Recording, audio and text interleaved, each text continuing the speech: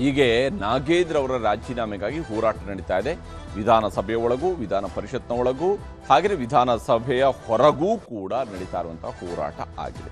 ಆದರೆ ಯಾವುದೇ ರೀತಿಯಾದಂತಹ ನಿಲುವಳಿಯನ್ನಾಗಲಿ ಯಾವುದೇ ರೀತಿಯಾದಂತಹ ನೋಟಿಸನ್ನಾಗಲಿ ಕೊಡದೆ ಸದನದ ಒಳಗಡೆ ಚರ್ಚೆಗೆ ಬೇಕಾಗಿರೋ ಆಪ್ಷನ್ಗಳನ್ನು ಹುಡುಕದೆ ನೇರವಾಗಿ ನಾವು ಹೋರಾಟವನ್ನು ನಡೆಸ್ತೀವಿ, ಪ್ರತಿಭಟನೆ ನಡೆಸ್ತೀವಿ, ನೀವು ಈ ವಿಚಾರದಲ್ಲಿ ರಾಜೀನಾಮೆ ಕೊಡಬೇಕು ಅನ್ನುವಂತಹ ನಿಲುವುಗಳನ್ನು ಭಾರತೀಯ ಜನತಾ ಪಕ್ಷದವರು ತಾಳಿದ್ದಾರೆ ಸದನದ ಒಳಗಡೆ. ಹೀಗಾಗಿ ಕಲಾಪ ನಡೀತಾ ಇಲ್ಲ. ವಿಧಾನಸಭೆ ಮತ್ತು ವಿಧಾನ ಪರಿಷತ್ಗಳಲ್ಲಿ ಇವತ್ತು ಕೂಡ ಕಲಾಪ ನಡೆದಿಲ್ಲ. ಕಲಾಪ ನಡೆಯೋದಕ್ಕೆ ಬಿಡ್ತಾ ಇಲ್ಲ ಪ್ರತಿಪಕ್ಷದವರು.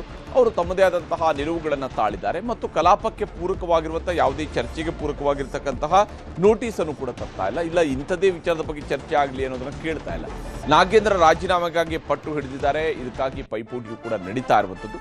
ಒಂದು ವೇಳೆ ಅವರು ಪರ್ಟಿಕ್ಯುಲರ್ ಆದಂತಹ ಸಬ್ಜೆಕ್ಟನ್ನು ತೆಗೆದುಕೊಂಡು ಬಂದು ಅದರ ಮೇಲೆ ಚರ್ಚೆ ಆಗಲಿ ಅಂತ ಹೇಳೋದನ್ನು ಹೇಳಿದರೆ ಚರ್ಚೆ ಆಗಬಹುದೇ ಹೊರತು ಅವರು ಕೇಳದಂತೆ ರಾಜೀನಾಮೆ ಆಗುವುದಿಲ್ಲ. ಹೀಗಾಗಿ ಅವರು ಚರ್ಚೆಗೂ ಬೇಡ, ಬದಲಿಗೆ ರಾಜೀನಾಮೆ ಮಾತ್ರ ಬೇಕು ಅಂತ ಕೇಳ್ತಿದ್ದಾರೆ. ಸದನದ ಒಳಗೂ ಹೊರಗೂ ಈಗ ಒಂದೇ ಸ್ವರೂಪದ ಹೋರಾಟವನ್ನು ಬಿಜೆಪಿಯವರು ಮುಂದುವರಿಸಿದ್ದಾರೆ. ಆದರೆ ಎಲ್ಲಿ ತನಕ ಈ ಹೋರಾಟ ಅನ್ನುವಂತಹ ಪ್ರಶ್ನೆ ಇದ್ದೇ ಇದೆ. ಯಾಕಂದರೆ ಅಲ್ಲಿ ಅಂತಿಮವಾಗಿ ನೀವು ಸದನಕ್ಕೆ ಬಂದು ಒಂದೋ ನಾಗೇಂದ್ರ ರಾಜೀನಾಮೆ ವಿಚಾರದ ಬಗ್ಗೆ ಚರ್ಚೆ ನಡೆಸಬೇಕಾಗುತ್ತೆ, ಇಲ್ಲದೆ ಹೋದರೆ ಬೇರೆ ವಿಚಾರದ ಬಗ್ಗೆ ಆದರೂ ಕೂಡ ಚರ್ಚೆ ನಡೆಸಬೇಕಲ್ವಾ ಅನ್ನುವಂಥ ಪ್ರಶ್ನೆಗೂ ಕೂಡ ಉತ್ತರವನ್ನು ಕೊಡಬೇಕಾಗತ್ತೆ. ವಿಶೇಷವಾಗಿ ಯೋಜನೆ ಮತ್ತು ಸಾಂಖ್ಯಿಕ ಸಚಿವ ಬಿ ನಾಗೇಂದ್ರ ರಾಜೀನಾಮೆಗೆ ಬಿಗಿಪಟ್ಟು ಹಿಡಿದು ಕುಳಿತಿದ್ದಾರೆ ಬಿಜೆಪಿಯ ನಾಯಕರುಗಳು. ಅದೇ ಪ್ಲಕಾರ್ಡ್ಗಳನ್ನು ಹಿಡ್ಕೊಂಡು ಬಂದಿದ್ದಾರೆ. ವಿಧಾನಸಭೆ, ವಿಧಾನ ಪರಿಷತ್, ವಿಧಾನಸೌಧದ ಆವರಣದಲ್ಲೂ ಕೂಡ ಬಿಜೆಪಿಯವರು ಪ್ರತಿಭಟನೆಯನ್ನು ನಡೆಸ್ತಾ ಇದ್ದಾರೆ. ಆ ಮೂಲಕವಾಗಿ ಆಕ್ರೋಶವನ್ನು ಹೊರಹಾಕ್ತಾ ಇದ್ದಾರೆ. ವಿಶೇಷವಾಗಿ ವಾಲ್ಮೀಕಿ ಹಗರಣದ ರೂವಾರಿಗೆ ಯಾಕೆ ಮಂತ್ರಿ ಸ್ಥಾನ? ಈ ವ್ಯಕ್ತಿ ವಾಲ್ಮೀಕಿ ನಿಗಮದ ಹಣವನ್ನ ಲೂಟಿ ಮಾಡಿರ್ತಕ್ಕಂಥ ಆರೋಪಿ. ಹೀಗಿರುವಾಗ ಅವ್ರಿಗೆ ಯಾಕೆ ಮಂತ್ರಿ ಸ್ಥಾನ ಅನ್ನೋದು ಆರ್ ಅಶೋಕ್ ಅವರ ಪ್ರಶ್ನೆ. ಮತ್ತು ಇದೇ ಕಾರಣಕ್ಕಾಗಿ ಹೋರಾಟವನ್ನು ಕೈಗೆತ್ತಿಕೊಂಡಿದ್ದಾರೆ. ಸಿದ್ದರಾಮಯ್ಯನವರು ಮನೆಗೆ ಕಳಿಸಿದ್ರು. ಸಿದ್ದರಾಮಯ್ಯನವರ ಸಂಪುಟದಲ್ಲಿ ಈ ವ್ಯಕ್ತಿ ಇದ್ರು, ಆದರೆ ಅವ್ರನ್ನ ಮನೆ ಕಳಿಸಿದ್ರು. ಆದರೆ ಶಿವಕುಮಾರ್ ಅವರು ಮುಖ್ಯಮಂತ್ರಿ ಆಗ್ತಿದ್ದಂಗೆ ವಾಪಸ್ ಕರ್ಕೊಂಡು ಬಂದಿದ್ದು ಯಾಕೆ ಅನ್ನೋಂಥದ್ದು ಆರ್ ಅಶೋಕ್ ಅವರು ಕೇಳ್ತಿರುವಂಥ ಪ್ರಶ್ನೆ. ಇನ್ನು ಹೈಕಮಾಂಡ್ ಮೇಲೆ ಒತ್ತಡ ಹೇರಿ ಬ್ಲಾಕ್ ಮೇಲ್ ಮಾಡಿ ಮಂತ್ರಿ ಸ್ಥಾನವನ್ನ ಕಿತ್ಕೊಂಡಿದ್ದಾರೆ ನಾಗೇಂದ್ರ ಅನ್ನುವ ಆರೋಪವನ್ನು ಕೂಡ ಬಿಜೆಪಿ ನಾಯಕರು ಮಾಡ್ತಾ ಇದ್ದಾರೆ. ಕ್ಲೀನ್ ಚಿಟ್ ಅಂತಾರೆ, ಎಲ್ಲಿದೆ, ಕೊಟ್ಟವರು ಯಾರು ಅನ್ನುವಂತಹ ಕೂಗಾಟವು ಕೂಡ ಇವತ್ತು ಸದನದ ಒಳಗಡೆ ನಡೆದಿತ್ತು. ಆದರೆ ಅದಕ್ಕೆ ಕೌಂಟರ್ ಏನಂದರೆ ಅವರು ಎಸ್.ಟಿ ಇದ್ದಾರೆ, ಅವರು ದಲಿತರಿದ್ದಾರೆ, ಆ ಕಾರಣಕ್ಕಾಗಿ ಹೋರಾಟ ಮಾಡ್ತಿದ್ದಾರೆ ಅನ್ನುವ ಕೌಂಟರನ್ನು ಕಾಂಗ್ರೆಸ್ನವರು ಕೊಡ್ತಾ ಇದ್ದಾರೆ. 24 ಕೇಸ್ಗಳಿದ್ದಾವೆ, ಚಾರ್ಜ್ ಶೀಟ್ ಆಗಿದೆ, ಇಡಿ ಸಿಬಿಐ ತನಿಖೆ ಆಗ್ತಾ ಇದೆ. ಇಂತಹ ಸಂದರ್ಭದಲ್ಲಿ ಯಾವ ಕಾರಣಕ್ಕೆ ನೀವು ಅವ್ರನ್ನ ಕ್ಯಾಬಿನೆಟ್ಗೆ ತಗೊಂಡ್ರಿ ಅನ್ನುವಂಥದ್ದು ಬಿಜೆಪಿಯವರು ಕೇಳ್ತಿರುವಂತಹ ಪ್ರಶ್ನೆ.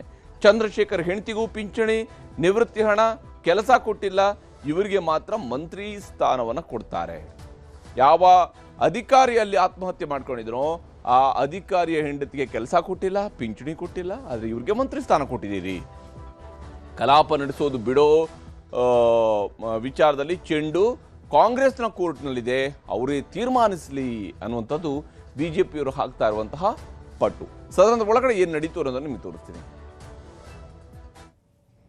ಯಾವುದು ಕೇಸ್ ಇಲ್ಲ ಅವ್ರದ್ದು, ಕ್ಲೀನ್ ಚಿಟ್ ಅಂತ ನನ್ನ ಹತ್ರ ಎಲ್ಲ ಲಿಸ್ಟ್ ಇದೆ ಅವರು ಮಾಡಿರುವಂತದ್ದು.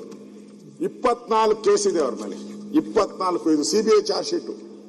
24 ಕೇಸ್ ಇದೆ, 24 ಚಾರ್ಜ್ ಶೀಟ್ ಇದೆ ಅವ್ರ ಮೇಲೆ.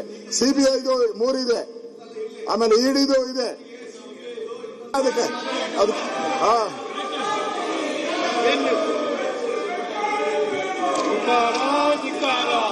ಲೀಡರ್ ಆಫ್ ದ ಅಪೋಸಿಷನ್ ಮಾತಾಡ್ಬೇಕಾದ್ರೆ ಈ ಟೈಪ್ ಬಂದ್ಕೊಟ್ರೆ ಅಧ್ಯಕ್ಷರೇ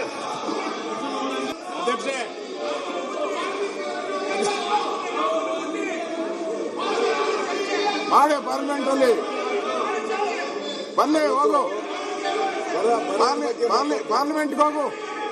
ಪಾರ್ಲಿಮೆಂಟ್ಗೆ ಹೋಗು, ಪಾರ್ಲಿಮೆಂಟ್ ಅಲ್ಲಿ ಕೇಳು. ನಿಮ್ಮ ಎಂಪಿಗಳೆಲ್ಲ ಸತ್ತೋಗವ್ರ, ಕೇಳಿ ಅವ್ರನ್ನ ಕೇಳು, ಪಾರ್ಲಿಮೆಂಟ್ ಮೆಂಬರ್ಗಳನ್ನ. ತಹಸೀಲ್ದಾರ್ ಮಾಡಿ, ತಹಸೀಲ್ದಾರ್ ಮಾಡಿ, ತಹಸೀಲ್ದಾರ್ ಮಾಡಿ,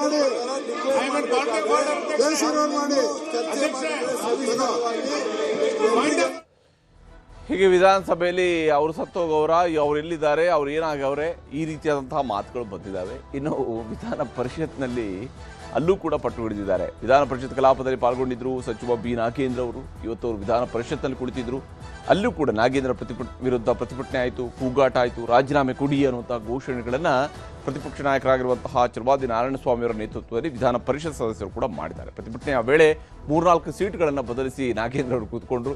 ಒಂದೊಂದು ಕಡೆಯಲ್ಲಿ ಕೂತ್ಕೊಂಡಾಗಲೂ ಕೂಡ ಒಬ್ಬೊಬ್ಬರು ಒಂದೊಂದು ರೀತಿಯಲ್ಲಿ ಮಾತನಾಡ್ತಾ ಇದ್ರು. ಪ್ರತಿಭಟನೆಯನ್ನು ನೋಡಲಾರದೆ ಕಡೆಗೆ ಕಲಾಪದಿಂದ ಹೊರಗೆ ಹೋದರು ಸಚಿವ ನಾಗೇಂದ್ರ. ಇನ್ನು ದಲಿತರ ದುಡ್ಡು ತಿಂದವರು ಅಂತೇಳಿ ಪದೇ ಪದೇ ಕೆಣಕುವಂತಹ ಕೆಲಸವನ್ನ ಛಲವಾದಿ ನಾರಾಯಣಸ್ವಾಮಿ ಅವರು ಕೂಡ ಮಾಡಿದ್ದಾರೆ. ದಲಿತರ ಹಣವನ್ನು ನುಂಗಿದವರು. ಯಾವ ದಲಿತ ಕಾರ್ಡನ್ನು ನಾಗೇಂದ್ರ ಬಳಕೆ ಮಾಡಿ ತನ್ನನ್ನು ಉಳಿಸ್ಕೊಳ್ಳೋದಕ್ಕೆ ಟ್ರೈ ಮಾಡ್ತಿದ್ದಾರೋ ಅದೇ ದಲಿತ ವಿಚಾರವನ್ನೇ ಬಳಸ್ಕೊಂಡು ಅವ್ರನ್ನ ಟಾರ್ಗೆಟ್ ಮಾಡುವ ಕೆಲಸವನ್ನು ಛಲವಾದಿ ನಾರಾಯಣಸ್ವಾಮಿ ಅವರು ಮಾಡಿದ್ದಾರೆ.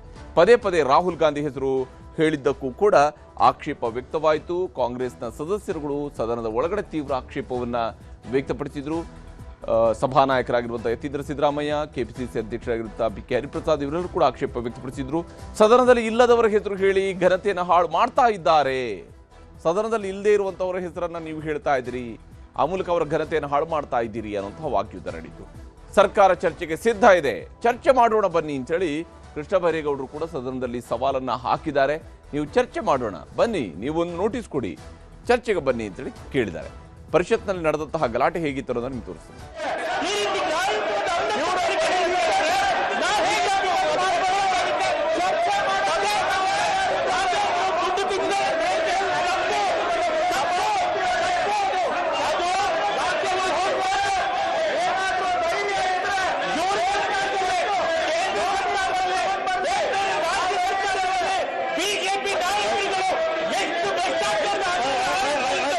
ದಲಿತರ ಹಣವನ್ನೇ ನುಂಗಿ ಅಧ್ಯಕ್ಷರೇ, ಸಭಾಪತಿ ಚರ್ಚೆ ಮಾಡೋದಿದ್ರೆ ಚರ್ಚೆಗೆ ತಾವು ತಗೊಂಡಿದ್ರೆ ಚರ್ಚೆಗೆ ಸರ್ಕಾರ ತಯಾರಿದೆ.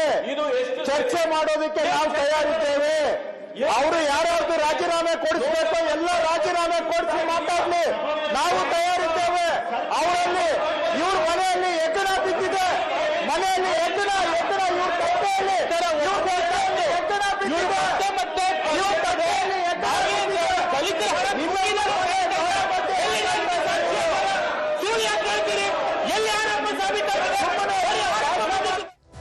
ಹೀಗೆ ಸದನದ ಒಳಗಡೆ ಉಭಯ ಸದನಗಳಲ್ಲೂ ಕೂಡ ಈ ರೀತಿ ಗದ್ದಲ ಗಲಾಟೆಗಳು ನಡೀತಾ ಇದ್ರೆ ಆ ಒಳಗಡೆ ಗದ್ದಲ ಗಲಾಟೆ ಆದ್ಮೇಲೆ ಅಫ್ಕೋರ್ಸ್ ಸದನವನ್ನು ಮುಂದೂಡಿಕೆ ಮಾಡ್ತಾರೆ.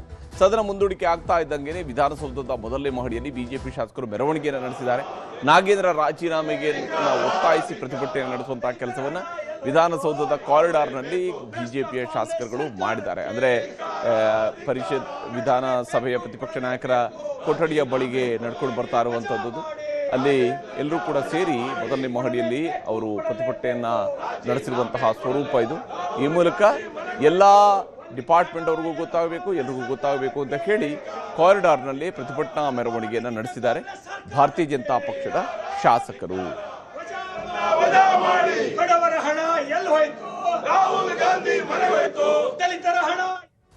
ಈ ವಿಚಾರದಲ್ಲಿ ಬಿಜೆಪಿ ಮತ್ತು ಕಾಂಗ್ರೆಸ್ ನಾಯಕರುಗಳ ನಡುವಿನ ವಾಗ್ಯುದ್ಧ ಹೇಗಿದೆ ಅನ್ನೋದು ನಿಮ್ಗೆ ತೋರಿಸ್ತೀನಿ. ನಾಗೇಂದ್ರ ಅವರ ರಾಜೀನಾಮೆಯನ್ನು ಕೇಳ್ತಿರೋದು ಸಂವಿಧಾನದ ಅಡಿಯಲ್ಲೇ ರಾಜೀನಾಮೆ ಕೇಳ್ತಾ ಇದ್ದೀವಿ. ಇಡೀ ಎಲ್ಲ ರಾಜ್ಯದ ಉದ್ದಗಲಕ್ಕೂ ಹೋರಾಟ ಮಾಡ್ತಿಲ್ವೇನು? ಎಲ್ಲ ಜಿಲ್ಲಾ ಕೇಂದ್ರಗಳಲ್ಲಿ, ತಾಲೂಕು ಕೇಂದ್ರಗಳಲ್ಲಿ ಹೋರಾಟ ಮಾಡ್ತೀವಿ. ಇದ್ರ ಬಗ್ಗೆ ಮಾತ್ರ ಅಲ್ಲ, ನಾಗೇಂದ್ರ ಅವರು ಹೇಳಿದ ರೀತಿಯಲ್ಲಿ ಉಳಿದವರು ಮಾಡಿಸಿರೋ ಭ್ರಷ್ಟಾಚಾರದ ಬಗ್ಗೆನೂ ನಮ್ಮ ಹೋರಾಟ ಮುಂದುವರಿಯುತ್ತೆ. ಇವತ್ತು ಕೇಂದ್ರ ಸರ್ಕಾರದಲ್ಲಿ ಸುಮಾರು 226 ಸಚಿವರಾಗ್ಲಿ, ಬೇರೆ ಬೇರೆ ಸಚಿವರಾಗ್ಲಿ, ಶಾಸಕರಾಗ್ಲಿ, ಅವ್ರ ಮೇಲೆಲ್ಲ ಕೇಸ್ ನಡೀತಾ ಇದೆ. ಅವರೆಲ್ಲ ರಾಜೀನಾಮೆ ಕೊಟ್ಟಿದ್ದಾರಾ? ಹೀಗೆ ಅವ್ರು ರಾಜೀನಾಮೆ ಕೊಟ್ಟಿದ್ದಾರಾ ಅಂತ ಕೇಳ್ತಾರೆ. ಒಂದ್ ವೇಳೆ ಅವ್ರು ರಾಜೀನಾಮೆ ಕೊಟ್ಟರೆ ಇವ್ರು ಕೂಡ ರಾಜೀನಾಮೆ ಕೊಡ್ತಾರಾ? ಯಾವ ರೀತಿಯಾದಂತಹ ಅಂದ್ರೆ ಸವಾಲಿಗೆ ಸವಾಲು, ಪ್ರಶ್ನೆಗೆ ಪ್ರಶ್ನೆ, ಉತ್ತರ ಇಲ್ಲ. ಯಾರ ಹತ್ರ ಕೂಡ ಉತ್ತರ ಇಲ್ಲ. ಪ್ರಶ್ನೆಗೆ ಪ್ರಶ್ನೆ ಕೇಳೋದು, ಆ ಮೂಲಕ ತಮ್ಮ ಸ್ಥಾನಗಳನ್ನ ಉಳಿಸ್ಕೊಳ್ಳೋದು, ಅದನ್ನು ರಕ್ಷಿಸಿಕೊಳ್ಳೋದು, ಅದನ್ನು ಭದ್ರಪಡಿಸಿಕೊಳ್ಳೋದು, ಈ ಕೆಲಸದಲ್ಲಿ ರಾಜಕಾರಣಿಗಳು ನಿರತರಾಗಿರುವುದು ಸ್ಪಷ್ಟವಾಗಿ ಈ ನಾಗೇಂದ್ರ ಎಪಿಸೋಡ್ನಲ್ಲಿ ಗೋಚರಿಸ್ತಾ ಇರುತ್ತೆ.